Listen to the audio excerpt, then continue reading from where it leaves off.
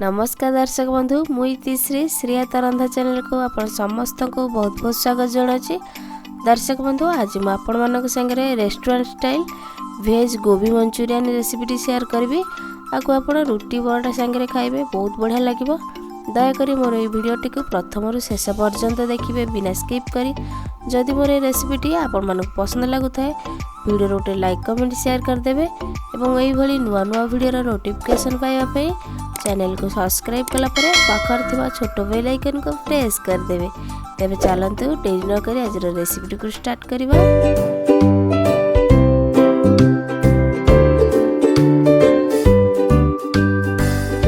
Veg गोबी Manchurian बनने पे हमको ये सब सामग्री आवश्यक।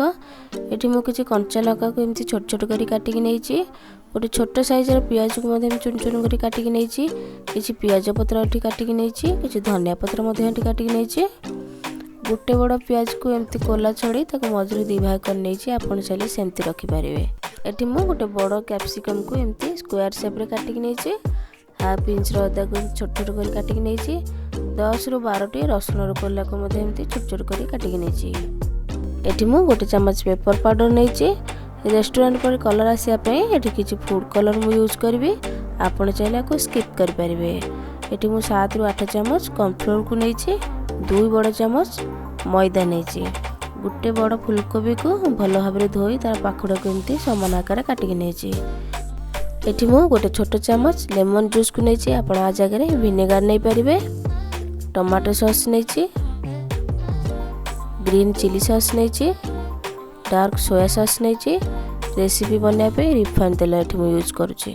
फूलकोबी गुड को छाणिया पे प्रथमे हमें बैटर प्रस्तुत करनबा। सेति पे गोटे जगह रे 5 रु 6 चम्मच कॉर्नफ्लोर को नै जिबा। 2 बड़ चम्मच मैदा को दे दबा। दरकार हेले हमें पछरे आ किछ ऐड करि परिबा। गोटे चम्मच ब्लैक पेपर नै जिबा। अल्प टिके फूड कलर। गोटे चम्मच अदा रसुन रो पेस्ट नै जिबा।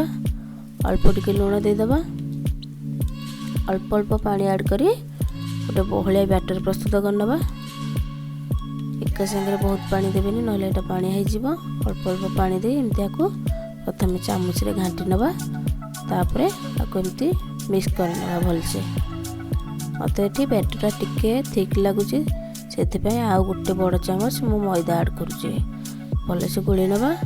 देखंतु वर्तमान हमर बैटर पूरा परफेक्ट अछि। एठी हमर बैटर रेडी होला। आको हम वर्तमान साइड रे रखि दबा। गैस ऊपर आगुर मु तेल कड़े को गरम कर नेथिली। तेल एठी हमर भलो भाबरे गरम हो गेलानी। वर्तमान सब फूलकोबी रो पाखुडा गुडी को जो बैटर हम प्रस्तुत करथिले सेइथिरे बुडे के गोटी गोटी करी एंती गरम तेल रे छाडी दबा। एगुडी को हमें मीडियम हाई फ्लेम रे 4 रु 5 मिनिट क्रिस्पी हवा पर्यंत छाणी नबा। आको आपण छाणी के बेसी सिजेबनी नले हमर मंचूरियन भलो हबनी। मंचूरियन रेसिपी रे आर पकोड़ा गुडी को ये क्रंची क्रंची रहले बहुत बढ़िया लागि थाए। वर्तमान देखंतु हमर फूलकोबी रे बहुत बढ़िया कलर आसी गलानी। पकोड़ा गुडी को हमर क्रिस्पी मध्ये हो गलानी। वर्तमान आको हमें गोटे प्लेट को काढी नबा। सेम प्रोसेस रे बाकी सब फूलकोबी पकोड़ी गुडी को प्रस्तुत करनबा। देखंतु एठी हमर पकोड़ी गुडी को रेडी हो गलानी। आको हमें प्लेट को काढी नबा। देखंतु एठी हमर सब फूलकोबी पकोड़ी प्रस्तुत। नेक्स्ट प्रोसेस रे गैस ऊपर आ गोटे कड़ाई बसे सेथिरे 2 रु 3 चम्मच रिफाइंड तेल को दे दबा। तेल टिके गरम हो गले छोट छोट काटी के रखिबा अदा और रसुन को दे दबा। भलो भाबरे टिके एपट सेपट करनबा 2-3 मिनिट। तापर दे दबा छोट छोट काटी के रखा कंचा लंका और प्याज।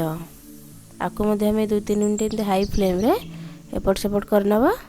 तापर अल्प किछि स्प्रिंग अनियन दे दबा। एठी स्प्रिंग अनियन देकी गोटे 2 सेकंड एमती भाजी नबा हाई फ्लेम रे। तापर कोला छड़ी रखि दिया प्याज को मध्य दे दबा। आको मध्य हमें 2 मिनिट भाजी नबा हाई फ्लेम रे। प्याज टिके भाजी हो गले काटी के रखिबा कैप्सिकम को मध्य दे दबा। आको मध्य हमें हाई फ्लेम रे 2 मिनिट भाजी नबा। वर्तमान अल्प टिके लूण दे दबा कारण हमर सॉस रे लूण थाए तेणु करी आपण देखि के लूण ऐड करिवे। प्याज कैप्सिकम एटी हल्का टिके सॉफ्ट हो गलानी। वर्तमान 3 चम्मच सोया सॉस को ऐड करनबा। गोटे चम्मच लेमन जूस दे दबा। 2 बड़ चम्मच चिली सॉस दे दबा।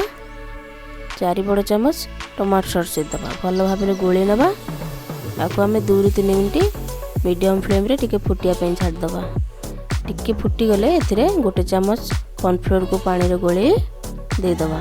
कॉर्नफ्लोर घोल को दबा परे हमर ग्रेवीटा टिके ठीक हो जाए से आउ किछि पानी एथरा ऐड करनबा। पानी ऐड करी आको हमें 2-3 मिनिट फुटिया भलसे छाड़ दबा। ग्रेवीटा टी हमर भलसे फुटी गलानी। वर्तमान आमे जो गोबीर पकोड़ी गुड़ को प्रस्तुत करथिले एथरा ऐड करनबा। भल भाबरे गोळे नबा। 2-3 मिनिट एमती को हमें भल भाबरे गोळे नबा जेमती ग्रेवीटा हमर पकोड़ी देहरे भलसे कोट हो जिवो। तो हमर पकोड़ी देहरे सॉस रो ग्रेवीटा भल भाबरे कोट हो जाइए। लास्ट रे गोटे चम्मच पेपर पाउडर को पकाई नबा एवं अल्प टिके स्प्रिंग अनियन और धनिया पत्र को गार्निशिंग करी फ्लेम को ऑफ कर नबा। चलंतु माकू गोटे प्लेट को काढ़ी के आपण मानकु देखाई दउची। देखंतु एठी हमर मंचूरियन को गोटे प्लेट को काढ़ी नै छी। आकु मु किछि धनिया पत्र स्प्रिंग अनियन दे गार्निशिंग कर दै छी। देखंतु केते सुंदर देखा जाउची एकदम रेस्टोरेंट परी। आकु आपण निश्चित भाबरे थरे घरे ट्राई करंतु। घरे बनैया परे रेसिपीटी केमती लागिला मते कमेंट माध्यम रे आपनक मतामत जणांतु। जदि मोर रेसिपीटी आपण मानक पसंद आस्ताय वीडियो रोटे लाइक कमेंट शेयर करंतु एवं एई भली नुवा नुवा वीडियो नोटिफिकेशन पाइबा पे चैनल को सब्सक्राइब कला परे पाखर दिया छोटो बेल आइकन को प्रेस कर दियंतु। रहउची नमस्कार। देखा हेबा को नुवा रेसिपी सहित। धन्यवाद।